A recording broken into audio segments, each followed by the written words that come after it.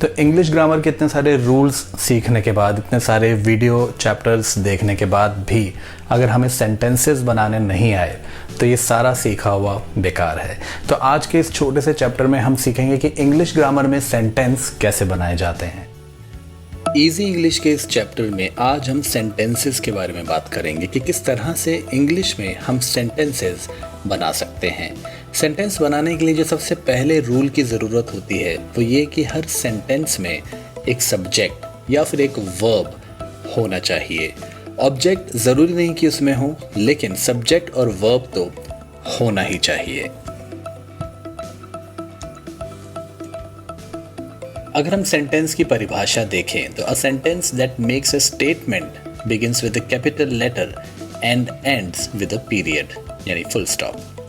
कोई भी सेंटेंस तब सेंटेंस कहलाएगा जब कोई भी स्टेटमेंट कैपिटल लेटर से शुरू हो और फुल स्टॉप पे खत्म हो।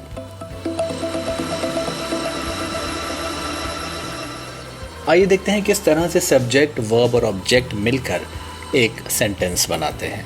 सैली इज मेकिंग अ डॉल, यहाँ सैली सब्जेक्ट है और वर्ब है इज मेकिंग। हमने टेंस में पढ़ा है कि वर्ब किस तरह से काम करते हैं। कोई भी एक्शन अगर हो रहा है, कोई भी क्रिया हो रही है, वह वर्ब कहलाती है। इज मेकिंग यानी वह बना रही है। अ डॉल, उसी तरह से कुछ और हम इसके उदाहरण पढ़ते हैं और आप देखिए कि कौन से शब्द सब्जेक्ट में है और क्या उसमें वर्ब में है। ऑब्जेक्ट ज़रूरी नहीं कि हो, लेकिन हो भी सकता है। Wendy and Kim are fighting. The hedgehog curled up. Maggie is reading a book. It is raining. Dad cooked dinner. I am flying a kite. We are eating our breakfast. They are washing the dishes. The dentist is examining Susan's teeth. The old couple have no children. Janet screamed. तो इस तरह से हम एक sentence को frame करते हैं, एक सेंटेंस को बनाते हैं जिसमें सब्जेक्ट, वर्ब और ऑब्जेक्ट की ज़रूरत पड़ती है। तो आइए देखें कितने तरह के सेंटेंस हमारे पास हो सकते हैं। हमारे पास जनरली 4 तरह के सेंटेंस होते हैं। डिक्लेरेटिव, जो एक नॉर्मल स्टेटमेंट है। इंटेरोगेटिव, जब भी हम कोई क्वेश्चन पूछ रहे हैं। एक्सक्लेमेटरी, जब हमने कोई इमोशन का इस्तेमाल किया है और एक्सक्लेमेशन मार्क का इस्तेमाल किया है।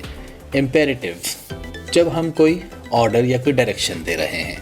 आइए इन सब के बारे में थोड़ी सी डिटेल में जानते हैं। डिक्लेरेटिव कोई भी ऐसा स्टेटमेंट हो सकता है जो एक नॉर्मल स्टेटमेंट है, जैसे the children are swimming, the telephone rang, everyone sat down. Exclamatory की बात करें तो ये वो सेंटेंस हो सकते हैं जो कि कोई स्ट्रॉन्ग इमोशन, पेन या सरप्राइज दिखाएं, लेकिन ये एक्सक्लेमेशन मार्क के साथ ख़त्म होते हैं, जैसे the silly girl, how stupid I am.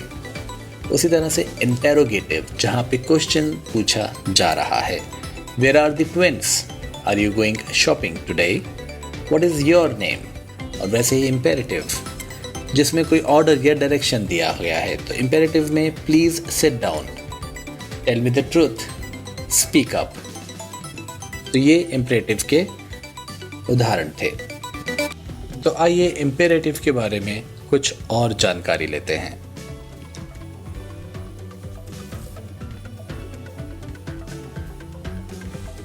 जब भी हम कोई कमांड या डायरेक्शन देते हैं, या किसी भी सेंटेंस में या किसी स्टेटमेंट में कमांड या डायरेक्शन दे रहे हैं, कोई दे रहा है, तो वो स्टेटमेंट या सेंटेंस इम्पेरेटिव की कैटेगरी में आ जाता है।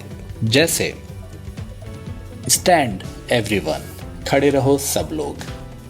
Choose a partner, eat plenty of vegetables, come back soon, come and look at this Tom. तो यहाँ पर कुछ ना कुछ इंस्ट्रक्शन, कुछ ना कुछ आदेश या फिर डायरेक्शन दिया जा रहा है।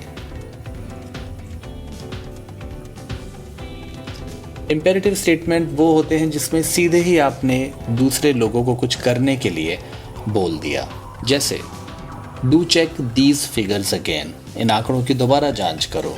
Please help yourselves to some food, please don't change anything on my computer. तो यहाँ मैं डायरेक्शन दे रहा हूँ बिना किसी से पूछे, बिना किसी को बात किए, लेकिन यहाँ मैं अपनी बात सीधे तौर पर दूसरे को बता रहा हूँ। तो ये इस तरीके के स्टेटमेंट्स, सेंटेंसेस इम्पेरेटिव की श्रेणी में आते हैं। कभी कभी हम वुड का इस्तेमाल भी करते हैं इम्पेरेटिव स्टेटमेंट के साथ। तो जहाँ मुझे ऐसा लगेगा कि अगर मेरे डायरेक्शन से या मेरी कमांड से या मेरे ऑर्डर से किसी को बुरा लग सकता है, तो उस स्टेटमेंट को पोलाइट करने के लिए, नरम करने के लिए मैं वुड का इस्तेमाल कर सकता हूँ। जैसे please would you clear the table, would you please talk quietly. आइए देखते हैं सब्जेक्ट और ऑब्जेक्ट किसी भी सेंटेंस में किस तरह से महत्वपूर्ण होते हैं, इंपॉर्टेंट होते हैं। किसी भी सेंटेंस में सब्जेक्ट का मतलब है कि उस सेंटेंस में किसी के बारे में कुछ कहा जा रहा है, यानी कि किसी के बारे में कुछ कहा भी जा सकता है या फिर उसके बारे में कुछ हो भी सकता है। और जब हम ऑब्जेक्ट की बात करते हैं तो ऑब्जेक्ट वो शब्द हो सकते हैं, ज़रूरी नहीं है कि हो। ऑब्जेक्ट वो शब्द हो सकते हैं जो सब्जेक्ट से एक्शन रिसीव कर रहे होते हैं। जैसे dad is cooking supper, dad नाश्ता बना रहे हैं। तो यहाँ पे डैड सब्जेक्ट हुआ और सपर ऑब्जेक्ट हुआ। तो सपर जो है वो डैड की तरफ से आया, यानी कि जो एक्शन आया वो डैड की तरफ से आया, और वो एक्शन क्या था? सपर यानी नाश्ता। उसी तरह से we have built a sand castle, तो सैंड कैसल ऑब्जेक्ट हुआ, लेकिन वो ऑब्जेक्ट कहाँ से आया? वो ऑब्जेक्ट आया वी हैव बिल्ट से, क्योंकि वो सब्जेक्ट में और वर्ब में आए। इसी के कुछ और एग्जाम्पल हम देखते हैं। यहाँ पे हमने कुछ एग्जाम्पल लिखे हैं जहाँ आपको पता चलेगा कि किस तरह से सब्जेक्ट, वर्ब और ऑब्जेक्ट से सेंटेंसेस बनाए जाते हैं। Susan has bought a painting, Hannah is reading her book, the twins climbed the hill, James stroked the cat, mom is holding the baby, Jacob is making a kite, they were playing football, I am writing a story, Emma crossed the street, you have forgotten your umbrella।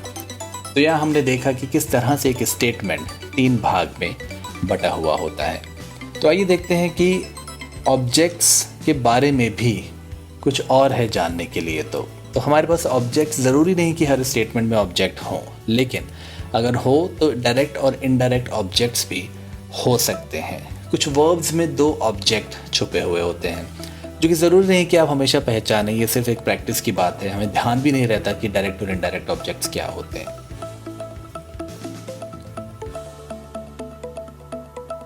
जहाँ normally हम objects देखते हैं किसी भी sentence में, हमने देखा कि अच्छा ये ऑब्जेक्ट है, सपर एक ऑब्जेक्ट था, तो वो एक नॉर्मल ऑब्जेक्ट है, डायरेक्ट ऑब्जेक्ट है। लेकिन दूसरी तरफ अगर कोई ऑब्जेक्ट ये बता रहा है कि किसकी तरफ से वो बनाया गया है, उस ऑब्जेक्ट को बनाया गया है, यानी कि उस ऑब्जेक्ट को काम करने के लिए कहा गया है या फिर उस ऑब्जेक्ट में कुछ काम होता दिखाई दे रहा है, तो वो इनडायरेक्ट ऑब्जेक्ट की श्रेणी में आता है। नॉर्मली क्या होता है कि इनडायरेक्ट ऑब्जेक्ट हमेशा डायरेक्ट ऑब्जेक्ट से पहले आते हैं। कुछ इसके उदाहरण देखते हैं। The bank lends people money, तो पीपल यहाँ पे इनडायरेक्ट ऑब्जेक्ट है और डायरेक्ट ऑब्जेक्ट मनी है। लेकिन अगर नॉर्मली देखिए तो पीपल और मनी दोनों ही ऑब्जेक्ट्स हैं। वैसे ही grandma is reading Diana a story, Diana और अ स्टोरी दोनों ऑब्जेक्ट में आते हैं, लेकिन दोनों को कैटेगराइज कर दिया है। जो ऑब्जेक्ट पहले आया वो इनडायरेक्ट ऑब्जेक्ट और जो ऑब्जेक्ट बाद में आया वो डायरेक्ट ऑब्जेक्ट। लेकिन डायरेक्ट ऑब्जेक्ट हमेशा इनडायरेक्ट ऑब्जेक्ट के ऊपर बेस होता है, उसके ऊपर डिपेंड करता है। इसको इतना ज़्यादा रटने की, याद करने की कोई ज़रूरत नहीं है, सिर्फ और सिर्फ प्रैक्टिस चाहिए, जैसे मैं हमेशा कहता आया हूँ। तो आइए देखते हैं कि पॉजिटिव और नेगेटिव सेंटेंसेस क्या होते हैं। हम इसके बारे में ऑलरेडी पढ़ चुके हैं, लेकिन किसी भी सेंटेंस में अगर not, never, no, no one, nobody, none का इस्तेमाल हुआ है या फिर is not, can not, will not का इस्तेमाल हुआ है, वह स्टेटमेंट नेगेटिव स्टेटमेंट या नेगेटिव सेंटेंसेस में आते हैं। कुछ इसके उदाहरण देखते हैं। जैसे positive sentence, Peter is running. Negative, he is not walking. Positive, we should tell the truth. Negative, we should never tell lies. Positive, everyone is in the garden. Negative, there is no one in the house. तो आइए देखते हैं questions क्या होते हैं। इसके बारे में एक और चैप्टर हमने किया है, लेकिन इस चैप्टर में हम देखते हैं कि क्वेश्चंस एक्चुअली होते क्या हैं। दो तरीके के क्वेश्चंस होते हैं, जिसमें पहले तो वो क्वेश्चंस होते हैं जो यस और नो के साथ ही खत्म हो जाते हैं, लेकिन दूसरे वो क्वेश्चंस हो सकते हैं जिनमें वर्ब्स लगे हों, बी, हैव और डू, और या फिर कोई दूसरे वर्ब्स उसके अंदर लगे हों। तो इस तरह से हमारे पास दो तरीके के क्वेश्चंस हो सकते हैं। इसे हम उदाहरण के जरिए समझते हैं। हमारा स्टेटमेंट है जिम इज इल टुडे। इसका क्वेश्चन होगा is Jim ill today?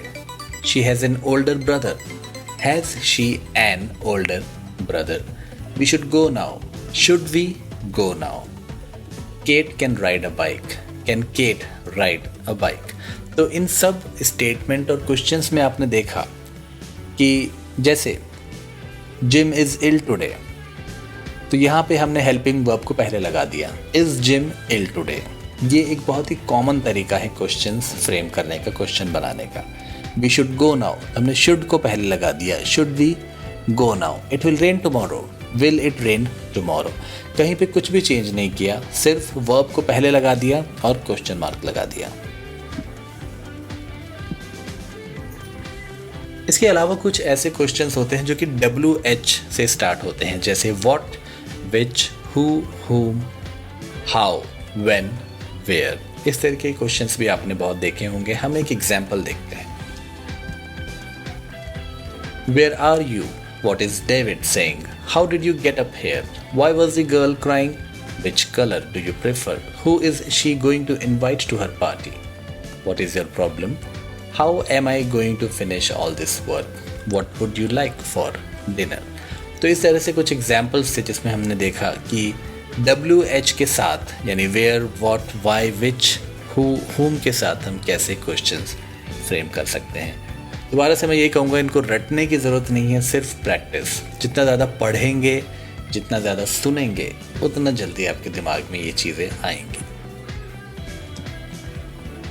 I hope कि आपको ये थोड़ा सा आइडिया लगा होगा कि हम इंग्लिश ग्रामर में सेंटेंस कैसे फ्रेम करते हैं, सेंटेंसेस कैसे बनाते हैं। इन्हीं सब एग्जांपल्स को हम अपने दूसरे वीडियो में भी कंटिन्यू करेंगे। बहुत जल्दी मिलूंगा एक नए वीडियो के साथ इंग्लिश ग्रामर के ऊपर। तब तक बाय बाय।